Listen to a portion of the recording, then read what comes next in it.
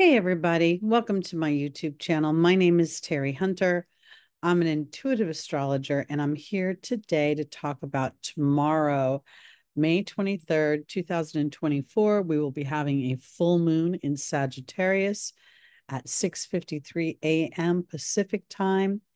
This is where the sun and the moon are in an exact opposition, and the moon is reflecting the full light of the sun, bringing a spotlight into our awareness, a culmination of such, an awareness that brings an illumination that lights the way for a new direction. Sagittarius by nature rules foreign places, foreign people, foreign things, but it also rules your ideologies and your philosophies and higher education, the study of the different diverse ideologies and philosophies, but also different cultures and things that are opposite of it. And I think this is important because the ruler of the full moon is Jupiter. And Jupiter, in 2 days from now, will move into its complete opposition, detriment in Gemini. And so this full moon is bringing into some awareness for all of us a combination of not just our ideologies, our philosophies, what we think about things, but also our willingness to publish ourselves out into the world, what we want to express, what creative endeavor, how can we allow our natural gifts and talents to bring resources and expand and bring wealth into our lives. And the reason I say that is because here we see at the time of this full moon, here's the sun in Gemini, and there is the moon, you can see it here at 2 degrees of Sagittarius on the axis of, well, it's not in everybody's house, but it's going to be here naturally. It's on the 12th and the 6th house axis. And this is the work axis. This is how I spend my everyday life. So again, I see things in layers because where I'm going with this is we also have a conjunction between Venus that rules our money, our skills, our talents, as well as our self-worth, our ability to look at our family, how it created us, how it molded us, and to rise to the best possible vibration of that, because it rules family history in the sign of Taurus, where it's leaving. And we see Jupiter, the ruling planet of this moon, this full moon, and they're both at 29 degrees, which to me is a degree of mastering the self of awareness of how I think, and not expecting myself never to have any negative thoughts or challenges, but how do I process those thoughts? The 29th degree is also the Leo degree, which is about taking leadership, about having courage, about allowing myself to birth my own creative vision of what my life is. It is not about necessarily having to be the best or the greatest at anything, as much as it could potentially just be living your best and greatest life. So this is really powerful.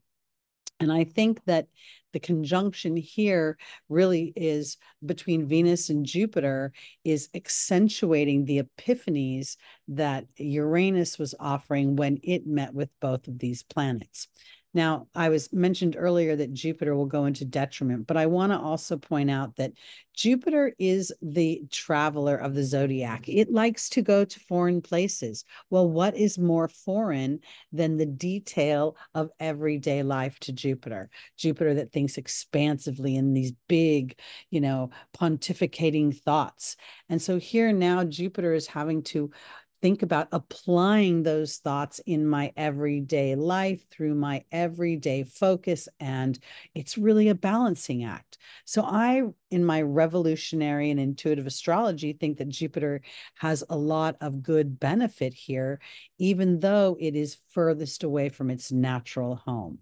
Here we can have inspired ideas about, how do I want to live my life? Where do I want to live my life? Am I ready to birth my own business? Jupiter is entrepreneurship, and it's publishing, writing, marketing. Anybody who's doing any sort of content on the internet and hopefully building, some sort of monetary benefit from that. This is an opportunity for expansion. Now, Venus is going to, pick up speed and move through Gemini, where she'll be very social. But on this day of this full moon, I believe there's a real potential for setting an intention and an awareness for my thoughts, my speech, and how my own personal communication is supporting my dreams and my visions. I also want to say that, there is the potential. Jupiter is going to move into Gemini for the next year, and you may see a real illumination about how you want to spend. You may decide you want to further your education. You may want to get, some sort of certificate or some sort of certification that's repetitive.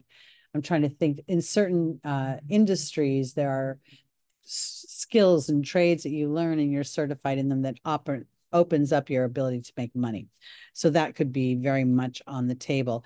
I also want to comment that on this full moon at 29 degrees, we see that Venus and Jupiter are making a sextile to Neptune at 29 degrees of Pisces. Venus and Jupiter both love Pisces. Jupiter is the co-ruler in ancient times. Venus is exalted in Pisces.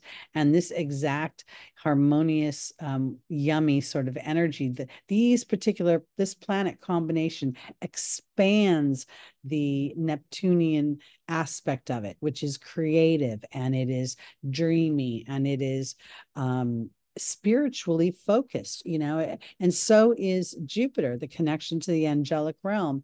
So here there's a real opportunity for an illumination about how you are going to, through your connection to source, to God, to whoever you see in your co-creation with the universe. Now it's about anchoring that relationship of belief in. It's about really using that as the platform before all action moving forward. We also see during this time that there could be an illumination here for you that you have been incredibly frustrated with the lack of movement or with any sort of stutters or stops or even obligations in some way. This combination of Mars and the North Node and Chiron, and we've seen a very close conversation here, very spiky, ravenous energy to move forward, to individualize. And now Mars is going to run into this wound, and this could inflame things very much. But at the end, this makes a blind side, a half square over to this energy that is being illuminated. This is the energy that the moon is illuminating. And it all has to do with, I believe, really, because of this is the chart at the time, it has to do with sixth house energy. Even though it's going to be different in your chart. For instance, in my chart, Scorpio is the eighth house, and Sagittarius, ninth house. It traverses that. But I also know that has to do with my career, because the eighth house rules other people's money. And here we see this Scorpio energy. So in this sixth house. So I think very much that as you set intentions in this full moon for what it is that you want to spend the next year and a half or so before Jupiter moves into exaltation in the house of home and property, not to mention motherhood and self-healing and nurturing Cancer. There's this year of 2024 is very, very much about really taking those young trees that we've been nurturing in our lives and now pruning them or shaping them into the form we want them to blossom into. And I think that's what we're seeing as Jupiter was having this this conversation with Uranus, and really re-examining my skills and my voice in my own life. And am I following my dreams? Do I enjoy my possessions and the things that I'm building? These were all the questions that this transit offered. And as we move forward, now we're going to start to implement them and nurture them, not too quickly. And this could be why we see the frustration here with Mars, sort of like, I don't want to look at my wound, or I don't want to deal with stuff anymore. But the not dealing with it is to ignore the basis of what the platform you're growing off of is.